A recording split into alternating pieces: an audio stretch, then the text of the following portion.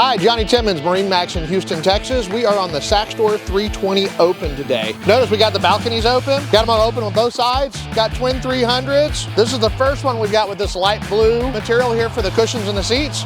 Come on aboard. Now we're aboard the Saxdor 320. Little wet bar area back here.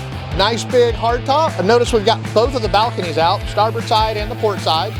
We're gonna run this boat with twin 300 Mercury outboards. I'm gonna walk you up here to the helm. This boat is the 911 of all boats.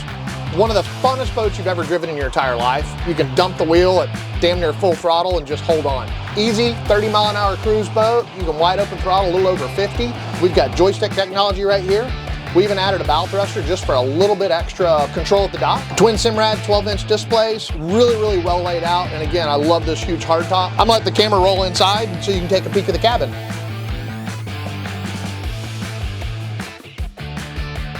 Thanks for joining us on the Saxdor 320 Open. It's here in Seabrook, Texas, 281-830-6336.